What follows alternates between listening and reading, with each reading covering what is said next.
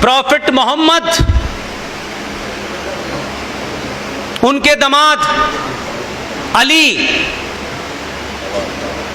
उनके दामाद अली, उनकी बेटी बेबी फातिमा के पति फजर कहते हैं सुबह 4:30 बजे की अजान को, सुबह 4:30 बजे की अजान जो फजर की नमाज होती है, अली नमाज पढ़ने गए। जब वो सजदे में गए उनका गला मस्जिद में काट दिया गया, उनकी बेटी को आग लगा के मार दिया गया, उनके नवासों को करबला के मैदान में नारे तकबीर अल्लाह अकबर पहला कलमा पढ़ पढ़ के उनकी गर्दनें काटी गई। आपको तालिबान को देख करके याद आ रहा है, ये तो उनका इतिहास है, इसमें कौन सी नई बात है। अगर आपने पढ़ा होता कि अली की खोपड़ी से उनका सर काट करके उससे फुटबॉल खेली गई, शाम की गलियों में उस अली के खानदान को, उनके वारिसों को, उनकी महिलाओं को बेपर्दा करके उनकी गर्दनें नेज़ों पे लटका के जुलूस निकाला गया। वो मोहम्मद के दामाद के सगे नहीं हैं, उनकी बेटी के सगे नहीं हैं, आप उनसे भाईचारे की बात कर रहे हैं।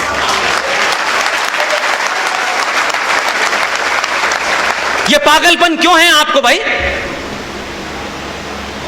आप निरंतर वही बात, इनका दिल जीते उनका दिल जीते। अब जिसको जीतना है सनातनी हिंदू का दिल जीते, हम किसी का दिल नहीं जीतना चाहते। इसलिए उन मुद्दों को बताइए जिससे राष्ट्र खतरे में है, और आप किस दरवाजे पे खड़ा है वो खतरा आप बोलना नहीं चाहते। Places of worship act 1991, Bharat की सरकार में सत्ता में बैठे हुए लोगों ने राम मंदिर के मुद्दे को छोड़ करके ये कहा कि देश में जितने भी 30,000 मंदिर हैं, उसमें काशी का भी है, उसमें मथुरा का भी है, इन सारे मंदिरों की यथा स्थिति स्टेटस को जो 15 अगस्त 1947 को था वही रहेगा। ये भारत के 1991 प्लेसेस ऑफ वर्शिप एक्ट में पास हो गया। लोगों ने बताया नहीं, इसके लिए जन जागरण नहीं चला, क्योंकि अभी तो सत्ता कुछ और चीजों से मिलनी थी, इससे नहीं मिलनी, और पूरा समाज समाप्त हो गया। आप चुप बैठे रहे तो 92 आया। 92 में यकायक मुसलमानों को खुश करना था, क्योंकि बाबरी मस्जिद टूट चुकी थी। सत्ता में पीवी नरसिम्हा राव साहब थे। 1992 में कांग्रेस पार्टी के 2 नेताओं ने यकायक घोषणा कर दी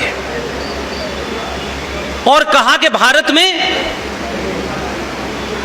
पारसी, बौद्ध, सिख, ईसाई और मुसलमान माइनॉरिटी में हैं।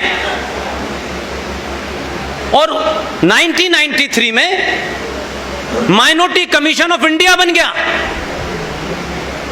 करोड़ों में बजट है उसका।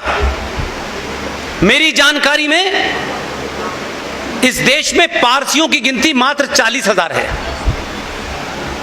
1.25% सिख हैं, 3% क्रिश्चियन हैं और 16% मुसलमान हैं। लेकिन यह चलता रहा, करोड़ों का बजट है। उसके बाद 1995 आएगा। 1921 या 1922 में वक्फ बोर्ड था अंग्रेजों के जमाने। 1956 में उसमें अमेंडमेंट किया गया, 95 में अमेंडमेंट किया गया और उस एक्ट को कानून का प्रारूप बना के तैयार कर दिया गया कि देश भर में ये जो वक्फ बोर्ड नाम की दुकान है, इसके जितने भी ऑफिस बियरर हैं वो पब्लिक सर्वेंट हैं। 1995 में आपने ये जघन्य अपराध किया और जब सरकार में दोबारा आए 2005 में, मेरी ये जो लास्ट की मैं बातें कह रहा हूं, इसको चर्चा का विषय बनाइए। यह आपको खा चुका। 15 से 20 साल का ज्यादा समय नहीं है आपके पास। आप इस गफलत में मत रहिएगा कि सरकार आपने बना दी है। सरकार के हाथ बहुत जगह बंधे हुए हैं। इस सरकार भी ये चाहती है कि 100 करोड़ में से 10 करोड़ लोग सड़कों पे तो निकलें, एक आध शाहीन बाग आप भी तो बना के दिखाएं दुनिया को।